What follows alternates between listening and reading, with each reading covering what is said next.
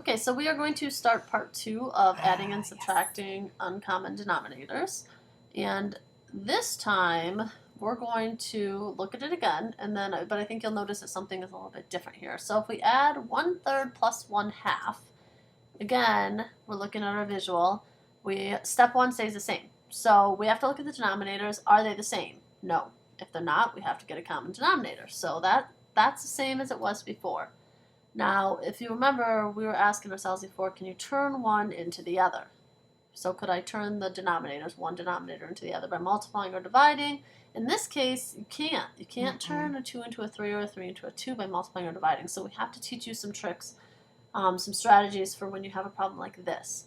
So this first one is called the least common multiples method, or at least that's what we're calling it. I don't know if that's what it's really called, but that's what we're going to call it.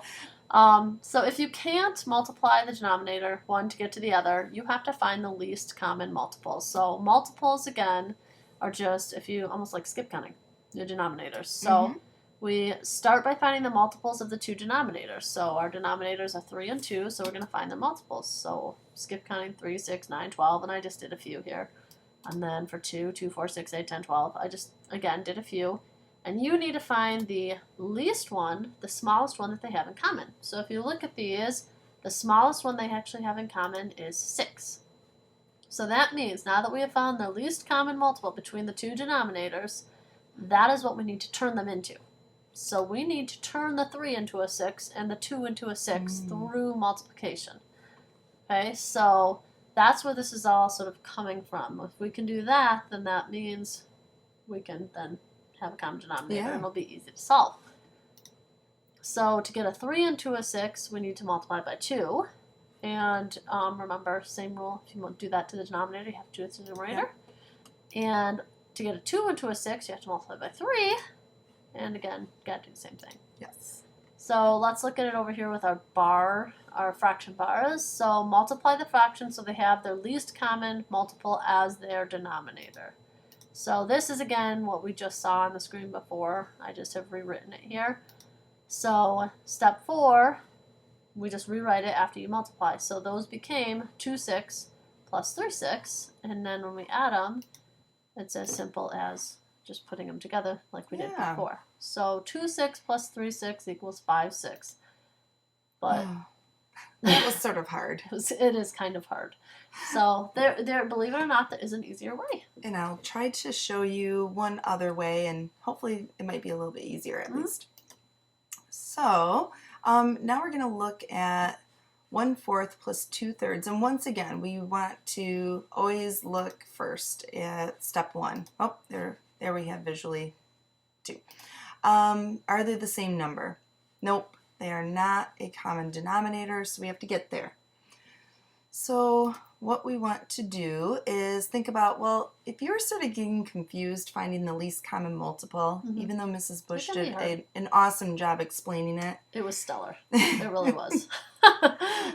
It still can be tricky, even with Mrs. Bush explaining it that well. So I'm going to teach you another trick. What you can do instead is you can look at each of these denominators and you can just multiply each denominator by the other one.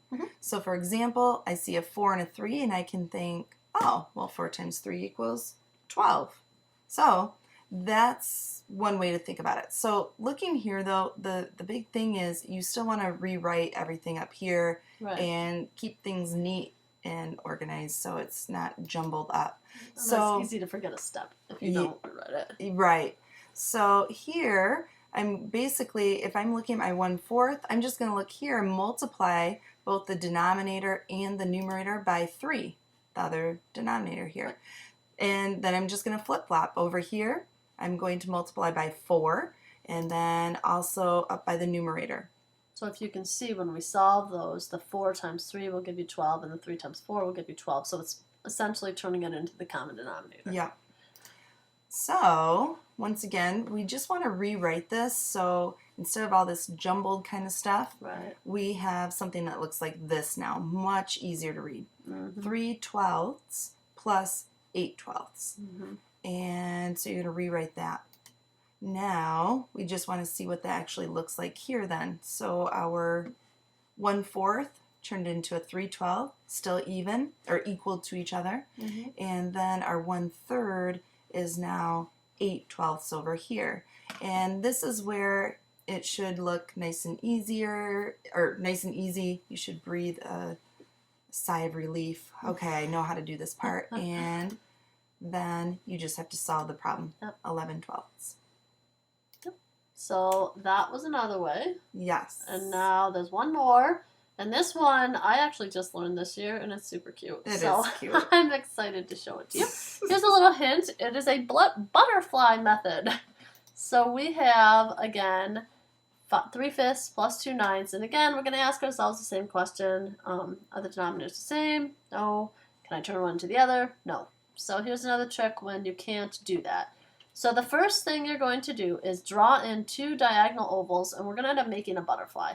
So these are going to become the wings. So in this case, we'll draw that diagonal oval to circle 3 and the 9, and then 2 and the 5. So it's almost like you're crisscrossing numerator to denominator. Okay, so it sort of looks like a butterfly. Yeah, it's getting there. Then you're going to give your butterfly some antenna, and I know. And then those, the wings, you multiply. And one way to think about it, the wings sort of look like a multiplication symbol. Mm-hmm. So that might help you remember. So you multiply the wings. So 3 times 9 gives you our first antenna, 27. 5 times 2 gives you our second antenna of 10. Then step 3, you have to give your poor little butterfly a body. So connect the bottom of its wings and then put the product of the denominators into it. So if you look at where they touch, so it touches this part and this part, so those are the 2 numbers that you're going to multiply, and you get 45. Now, the next step is to look at your problem. If the problem is addition, then you're going to add the antenna. Mm-hmm. If your problem is subtraction, you would subtract the antenna. So in this case, we have addition, so we will add the antenna, 27 plus 10, and then our body just becomes the denominator. Now I'm just going to go through and solve this. 27 plus 10 is 37. 37 45ths. So we solved it. So again, I know that's kind of a weird way, and honestly, I don't know how or who figured this out. It was not me. I wish I could take credit for it, but if this helps you remember all of the steps, by all means, go for it. So we have done 3 different ways. The least common multiple method, the multiplying the denominators method, where they multiplied by each other, and then the butterfly method. So which one makes the most sense to you? And I was just thinking, sometimes it makes sense to try a couple and see. Mm-hmm. Like, you know, yeah. You might be able to, you might have a chance to try some in just a moment. Yeah, and which one do you like? I like number 2, actually. I do too, actually. I Maybe think, it's the way I learned when I was little. Right.